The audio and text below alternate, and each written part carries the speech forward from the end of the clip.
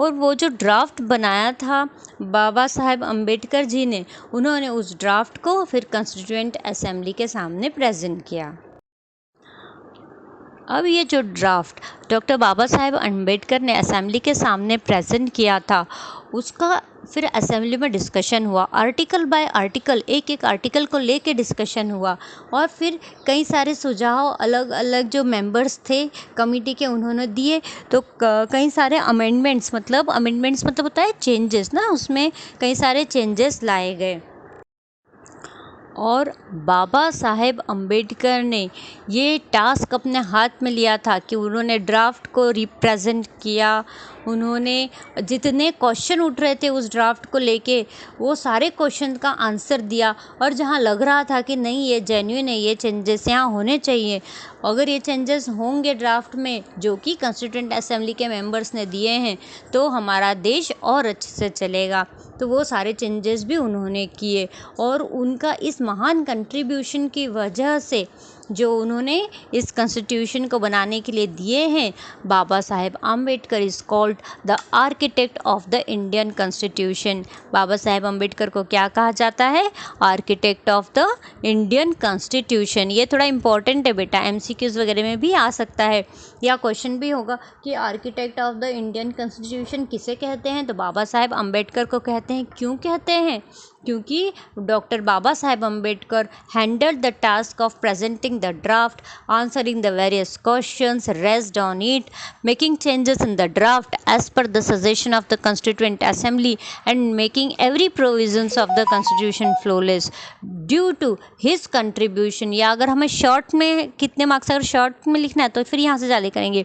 Due to his contribution towards the making of the constitution, doctor Bala Saheb Ambedkar is called the architect of the Indian constitution. अगर 1 mark आता है तो बस इतना, और अगर ज़्यादा मार्क का आता है तो हमें ऊपर से लिखना रहेगा। वैसे आपकी स्कूल्स में जिस तरह से लिखाया जाए वो लिखिए। पर अब आप कोई भी क्वेश्चन लर्न करेंगे ना, आपको बहुत इजीली लर्न हो जाएगा, क्योंकि आपको सब समझ में आएगा कि अच्छा ऐसे पूछा है, क्यों बोलते हैं। हाँ, हमें पता है कि बाबा साहेब अम्बेडकर ने कितना मेहनत किया था। जो दूसरी कंट्रीज़ हैं उनके कॉन्स्टिट्यूशन को दिन रात बैठ के स्टडी किया, फिर एक ड्राफ्ट बनाया, ड्राफ्ट को लेके वो असेंबली में गए, असेंबली में उनके बने हुए जो लॉज थे उन पे आर्टिकल बाय आर्टिकल डिस्कशन हुआ। कई सारे मेंबर्स ने उसमें ऑब्जेक्शन लिए, फिर कुछ उनके क्वेश्चंस थे जो उन्होंने रेज़ किए, तो बाबा साहेब अम्बेडकर जी ने न केवल उनके क्वेश्चंस का आंसर किया, लेकिन जहाँ लगा कि हाँ यहाँ अमेंडमेंट्स होने चाहिए थे वहाँ उन्होंने अमेंडमेंट्स भी किए। इस तरह से उनकी जो मेहनत थी जिससे ये भारत का कॉन्स्टिट्यूशन बना, उन्हें हमने कहा architect of the Indian constitution. हमें इस बात का बहुत गर्व है कि जो इंडियन कॉन्स्टिट्यूएंट असेंबली थी उसके अंदर ऐसे ही लॉज नहीं बन गए कि बाबा साहेब जो पता था कि बहुत विद्वान हैं और उन्होंने लॉज बनाए हैं तो बस आपको मानना ही है। नहीं, बहुत ही इंटेलिजेंट पर्सन ने भी लॉज बनाए थे, फिर भी उनके ऊपर एक डिस्कशन हुआ, व्यूज़ और आए थे, कॉन्ट्रीव्यूज़ आए थे, उनको भी एक्सेप्ट किया गया। जहाँ लगा कि नहीं जो अपोजिशन आया है वो गलत है, वहाँ उन्हें समझाया गया कि ये क्वेश्चन जो रेज़ किया गया है ये गलत है, इस लॉज में कोई अमेंडमेंट नहीं होगा और उसका रीज़न ये है। लेकिन जहाँ लगा कि नहीं, हाँ यहाँ पे ये चीज़ अच्छी कही गई है, ये चेंजेस करने चाहिए थे, अमेंडमेंट लाए गए, तो हमें बहुत गर्व है इस बात का कि हमारा जो कॉन्स्टिट्यूएंट असेंबली के डिस्कशन के बाद हमारा जो कॉन्स्टिट्यूशन है वो बना है। और इसे पूरा बनने में 2 years 11 months and 17 days का टाइम लगा, तब जाके कंप्लीट राइटिंग हुई है हमारी कॉन्स्टिट्यूशन की। ओके, और जो हमारा कॉन्स्टिट्यूशन है, जैसे हमने कहा था कि अमेरिका का 7 आर्टिकल्स हैं, वैसे हमारे कॉन्स्टिट्यूशन के 22 पार्ट्स हैं, 395 आर्टिकल्स हैं and 8 schedules in the original constitution हमें देखने को मिलते हैं। ये थोड़े एमसीक्यूज़ के बेस पे हो सकते हैं बेटा, क्वेश्चन आ सकता है कि जो ओरिजिनल कॉन्स्टिट्यूशन है हमारा उसमें कितने पार्ट्स हैं या कितने आर्टिकल्स हैं या कितने शेड्यूल्स हैं, या हो सकता है कि डैश डैश करके फिल इन द ब्लैंक्स में ये तीनों जो नंबर्स हैं 22, 395 और 8 आ सकते हैं।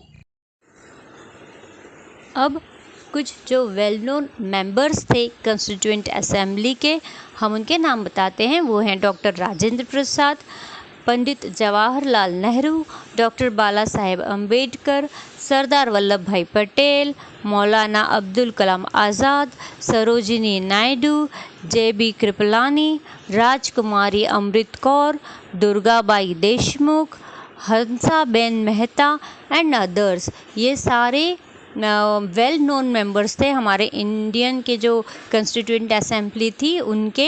And the noted legal expert थे वो थे B.N. राव, जिसे अपॉइंट किया गया था कॉन्स्टिट्यूशनल एडवाइज़र और लीगल मैटर्स के लिए। ठीक है, लीगल मैटर्स जो अभी ये लॉज बने उसमें कुछ भी लीगल मैटर आता है या कुछ कॉन्स्टिट्यूशनल एडवाइजरी की ज़रूरत होती थी तो लीगल एक्सपर्ट कौन थे, वो थे B.N. राव।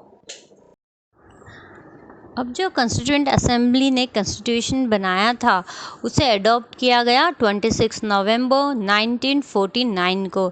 इसीलिए जो कॉन्स्टिट्यूशन डे है वो कभी मनाया जाता है, वो मनाया जाता है 26 नवंबर को। ठीक है, और हमारी कंट्री फिर गवर्न करना चालू हुई हमारे प्रोविजंस ऑफ द कॉन्स्टिट्यूशन से 26 जनवरी 1950 को। ओके, इसीलिए 26 जनवरी को हम क्या बनाते हैं, रिपब्लिक डे, क्योंकि इस दिन हमारा इंडियन रिपब्लिक एग्जिस्टेंस में आया था। तो इस तरह से हमने अभी देखा कि किस तरह से कॉन्स्टिट्यूशन बना। ओके, और उसमें जो बाबा साहेब अम्बेडकर का रोल है वो कितना महत्व का था, और कई सारी वाइड रेंज ऑफ फील्ड्स में हमें उनका योगदान देखने को मिलता है, चाहे वाटर कंजर्वेशन हो, फॉरेन पॉलिसी हो, नेशनल सिक्योरिटी हो, जर्नलिज्म हो, इकोनॉमिक्स हो या सोशल जस्टिस हो, सब जगह हमें डॉक्टर बाबा साहेब अम्बेडकर का एक महत्वपूर्ण योगदान देखने को मिलता है। इस तरह ये जो पूरा लेसन था हमने देखा कि हमारा कॉन्स्टिट्यूशन में क्या क्या होता है, वो कैसे बना, या हम कहें इंट्रोडक्शन टू आवर कॉन्स्टिट्यूशन। अब आप जाके देखिए, चूज़ द राइट ऑप्शन है क्वेश्चन नंबर 3। आप आंसर करने की कोशिश कीजिए, आप सारे आंसर कर पाएंगे क्योंकि आपने अगर ध्यान से पढ़ा है तो आपको सारा लगेगा कि हाँ ये तो ये है, बहुत इजी है। अगर आपको इजी लगता है तो भी ज़रूर बताइए, और हार्ड लगता है तो भी कमेंट करके ज़रूर बताइए।